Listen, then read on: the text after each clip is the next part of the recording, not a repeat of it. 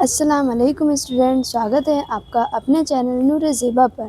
آج ہم NCERT اردو بک خیال کا فرسٹ سبق یعنی کہ فرسٹ چیپٹر ترانہ وحدت پڑھنے جا رہے ہیں۔ سب سے پہلے ہم یہاں پر جان لیتے ہیں کہ وحدت کا مطلب کیا ہوتا ہے۔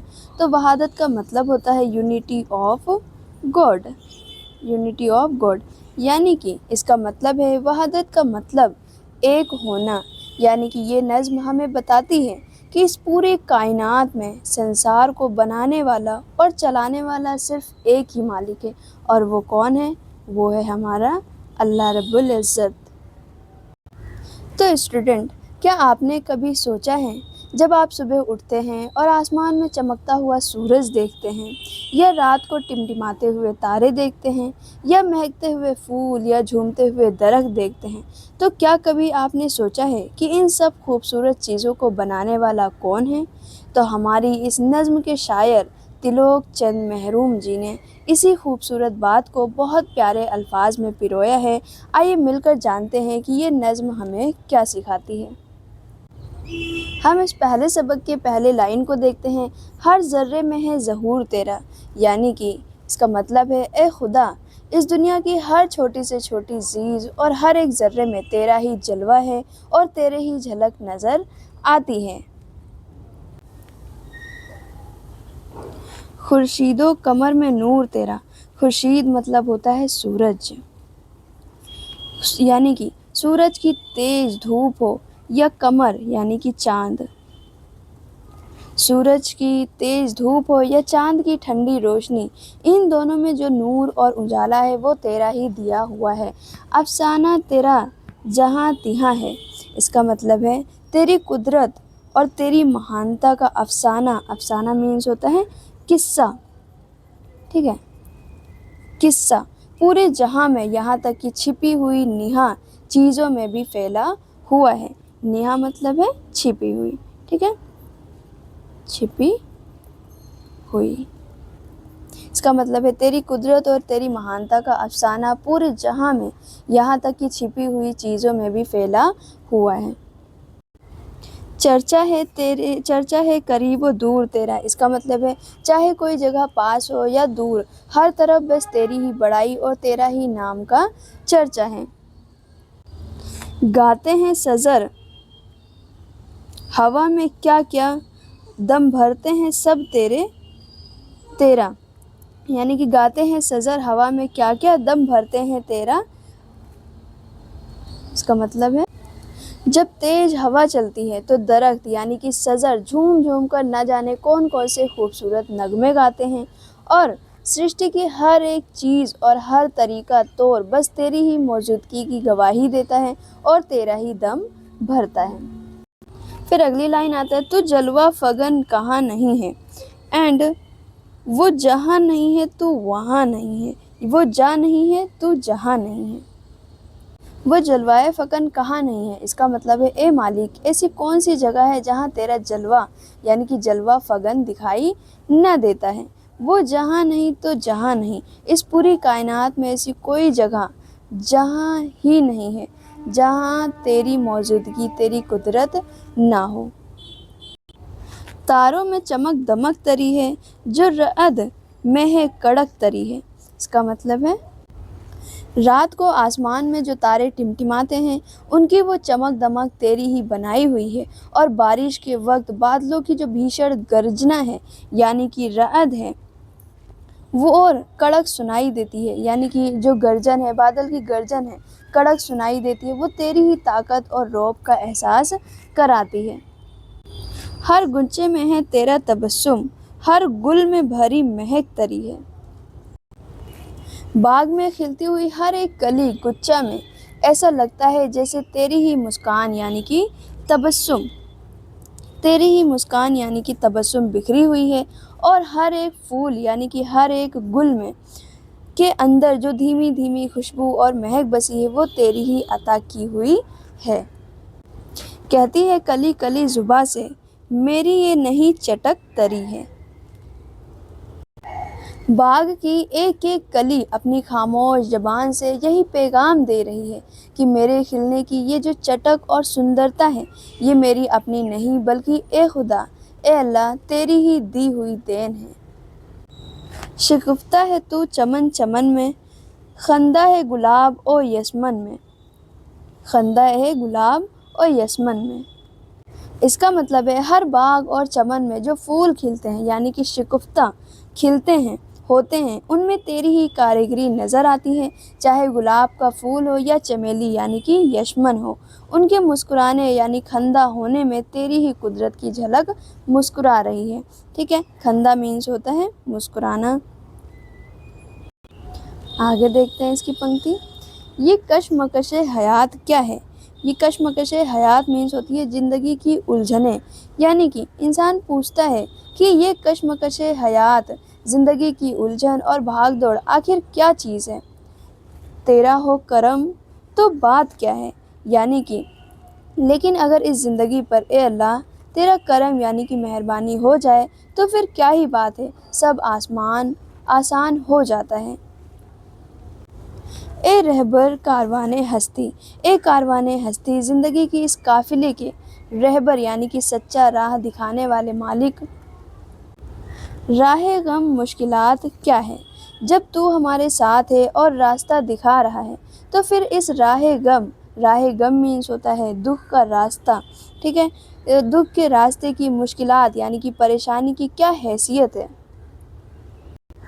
تو جس کو دکھا دے ایک تجلی یعنی کہ تو جس انسان کو اپنی تجلی یعنی کہ اپنے نور کی ایک چھوٹی سی جھلک دکھا دے، کیا جانے وہ غم کی رات کیا ہے؟ اس کا مطلب ہے وہ انسان پھر کبھی یہ سمجھ ہی نہیں سکتا کہ غم کی رات یعنی کہ دکھ کا اندھیرا وقت کیا ہوتا ہے، اس کا دل ہمیشہ روشن رہتا ہے۔ ہر ذرے میں تیرا جستجو ہے، یعنی کہ اس کائنات کے ہر ذرے یعنی کہ ہر کण میں تیری ہی جستجو، تلاش اور کھوج لگی ہوئی ہے۔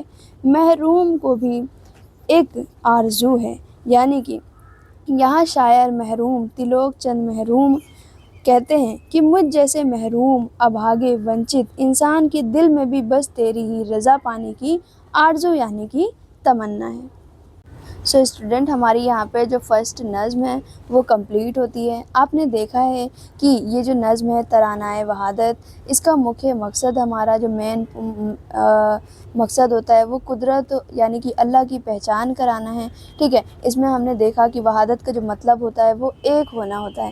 اس کا مطلب ہوتا ہے یہ نظم ہمیں بتاتی ہے کہ اس پورے کائنات اور سنسار کو بنانے والا اور چلانے والا صرف ایک ہی مالک ہے۔ دنیا کی ہر ایک چیز، چاہے وہ سورج ہو، چاہے وہ اس کی روشنی ہو یا چاندنی ہو یا بادلوں کا گرجنا ہو یا پھولوں کا مہکنا ہو، اس میں اسی ایک مالک کی کاریگری یعنی کہ قدرت دکھائی دیتی ہے۔ باغ کے پھول، کلی کی چٹک، ہوا میں جھومتے پیڑ، آسمان کے تارے، سب اپنی اپنی زبان میں اسی مالک کا شکریہ ادا کرتے ہیں اور اس کی تعریف کرتے ہیں۔ انسان کی زندگی میں کتنی بھی پریشانیاں ہو یعنی کہ کشمکش حیات کیوں نہ ہو، اگر اللہ اپنا کرم کر دے، اس پہ اپنی تجلی یعنی روشنی ان کے ساتھ ہو تو ہر مشکل آسان ہو جاتی ہے۔ سو یہاں پر ہماری جو نظم ہوتی ہے وہ کمپلیٹ ہوتی ہے۔ آئیے ہم یہاں پر اس کے لفظ اور معنی دیکھ لیتے ہیں۔ وحدت مطلب ہوتا ہے ایک ہونا یا اکیلے ہونا، ٹھیک ہے۔ ظہور مینس ہوتا ہے ظاہر ہونا۔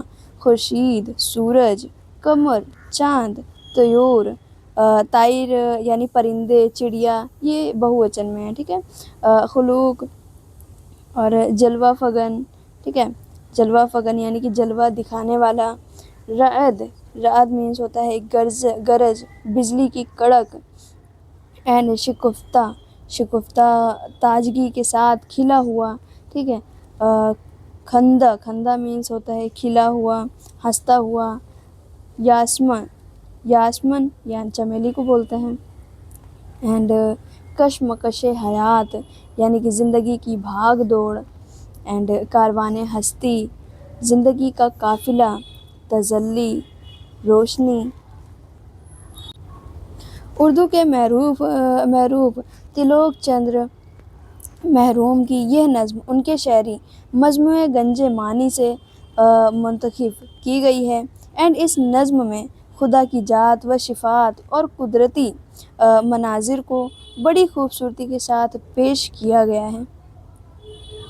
یعنی کہ یہ جو نظم ہے یہ گنز معنی سے لیا گیا ہے۔ نظم کے آخری شاعر میں لفظ محروم استعمال کیا گیا ہے۔ اس کے معنی ہیں جس کو کچھ نہ ملا ہو، یعنی کہ لفظ محروم شاعر کی کلمی نام ہے۔ یہ تخلص کے طور پر استعمال ہوا ہے۔ محروم کا اصل نام تریلوک چند ہے۔ شعراء عام طور پر کلام میں اپنا قلبی نام یا تعلق استعمال کرتے ہیں۔ اس کا مطلب ہے کویتا کے جو لاسٹ شعر ہے محروم شبد کا پریوگ ہوا ہے، جس کا مطلب ہے جسے کچھ نہ ملا ہو، یعنی کہ محروم شبد جو پوئٹ ہیں ان کے اپ نام یعنی تخلص کے روپ میں استعمال ہوا ہے۔ کبھی کا جو ریئل نیم ہے وہ تریلوک چند ہے۔ کبھی عام طور پر اپنی رچنا میں شاعری میں اپنے اپ نام کا اپیوگ کرتے ہیں، ٹھیک ہے، استعمال کرتے ہیں۔ سوچیں اور بنائیں۔ پہلا سوال ہے کہ نظم میں آسمان اور زمین میں آسمان اور چمن میں کن چیزوں کا ذکر کیا گیا ہے؟ تو آپ نے یہ نظم پڑھی ہے۔ آسمان میں خورشید یعنی کہ سورج، قمر یعنی چاند اور تاروں کا ذکر ہے، جبکہ چمن میں شجر یعنی کہ درخت، گنچے یعنی کلیاں اور گل یعنی کہ پھول کا ذکر کیا گیا ہے۔ اگلا سوال ہے ہمارا، شجر کے گانے اور طیور کے دم بھرنے سے کیا ظاہر ہوتا ہے؟ ٹھیک ہے، تو اس سے یہ ظاہر ہوتا ہے کہ کائنات کی ہر مخلوق خدا کی پاکی، حمد و ثنا بیان کر رہی ہے۔ اگلا سوال ہے ہمارا، وہ جا نہیں تو جہاں نہیں ہے، اس مصرعے کا مفہوم کیا ہے؟ تو اس مصرعے کا مفہوم یہ ہے کہ خدا ہر جگہ موجود ہے اور کائنات کا کوئی بھی مقام اس کی موجودگی سے خالی نہیں ہے۔ اگلا سوال ہے، رہبر کائنات ہستی جس کو کہا گیا ہے؟ تو رہبر کائنات ہستی خدا تعالیٰ کو کہا گیا ہے، اللہ تعالیٰ کو کہا گیا ہے۔ پھر اگلا سوال ہے ہمارا، نیچے لکھے سوالوں کے جواب میں آپ کون سا جواب چنیں گے اور کیوں؟ قدرت کے جلوے یہاں پر نیچے لکھے سوالوں میں جواب میں آپ کون سا جواب چنیں گے اور کیوں؟ تو قدرت کے جلوے نظر آتے ہیں، کہاں کہاں نظر آتے ہیں؟ تو سورج، چاند، تارے، باغ، پیڑ، کلیاں، پہاڑ، آسمان اور ذرے میں۔ تو ہم یہاں پر چنیں گے پہاڑ، آسمان اور ذرے، کیونکہ اللہ تعالیٰ کی جو جھلک ہے وہ پورے کائنات کی چھوٹی سے چھوٹی، بڑے سے بڑے چیزوں میں بھی اس کے جلوے نظر آتے ہیں، ٹھیک ہے۔ نظم میں تجلی کا کیا اثر ہوتا ہے؟ تو دکھ کی رات یعنی کہ غم کی رات ختم ہو جاتی ہے اور کرم عام ہو جاتا ہے، مشکلیں آسان ہو جاتی ہیں۔ تو ہم یہاں پر جو چنیں گے وہ ہوگا، جو ہمارا منتخب جواب ہوگا وہ ہوگا غم کی رات ختم ہو جاتی ہے، کیونکہ جو شاعر ہیں تریلوک چند وہ خود لکھتے ہیں کہ تو جس کو دکھا دے ایک تجلی، کیا جانے وہ غم کی رات کیا ہے، ٹھیک ہے۔ اگلا دیکھتے ہیں، دی گئی مثال کے مطابق الفاظ کے متضاد یعنی کہ ولوم شبد لکھیے اور جملوں میں استعمال کیجیے۔ یعنی کہ یہاں پہ لکھا ہوا ہے نا صبح کا شام، تو خورشید کا کیا ہوگا؟ قمر ہوگا، ٹھیک ہے۔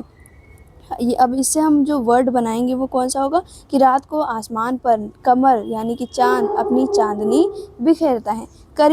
قریب کا ہوگا دور، ٹھیک ہے۔ میرا اسکول گھر سے زیادہ دور نہیں ہے، اس میں آپ یہ لکھ سکتے ہیں۔ پھر آتا ہے طلوع مینس ہوتا ہے اگنا، ٹھیک ہے، اور غروب مینس ہوتا ہے ڈوبنا، تو یہاں پر آپ غروب لکھیں گے۔ اینڈ ہم نے شام کو سورج غروب ڈوبتے ہوئے دیکھا ہے۔ پھر آتا ہے غم کا ہوگا خوشی، اور پریکشا میں سفلتا پر مجھے بہت زیادہ خوشی ہوئی، ٹھیک ہے۔ روشنی کا ہوگا تاریکی، ٹھیک ہے۔ سورج ڈھلتے ہی ہر طرف تاریکی یعنی کہ اندھیرا چھا جاتا ہے۔ آگے دیکھتے ہیں، مصرعے اور ان کے محروم کا صحیح جوڑ ملائیے، ٹھیک ہے۔ تو ہمیں یہاں پر ایک دوسرے کو ملانا ہے، یعنی کہ ملان کر. جو رعد میں ہے کڑک تری ہے، اس کا مطلب ہے کہ آسمان بجلی میں کڑک تیرے جلال کا اظہار ہے. ٹھیک ہے، یعنی کہ آکاش کی بجلی کی کڑک تیری ہی مہما ہے. اینڈ یہ کشمکش حیات کیا ہے، یعنی کہ خدا کے لیے زندگی کی دشواریوں کو اور تکلیف کو ختم کر دینا کوئی بھی مشکل نہیں ہے. ٹھیک ہے، ہر ذرے میں ہے تیری جستجو، یعنی کہ زمین کے ہر ذرے میں تیری ہی خلوص ہے، تیرا ہی جلوہ ہے. سو یہاں پر ہمارے جو سوال جواب کا سلسلہ ہے وہ ختم ہوتا ہے. آئی ہوپ کہ میری ایکسپلینیشن، میری ویڈیو پسند آئی ہوگی. پسند آئے تو لائک، سبسکرائب اینڈ شیئر ضرور کریں. ملتے ہیں نیکسٹ ویڈیو میں، تب تک کے لیے جزاک اللہ خیرہ.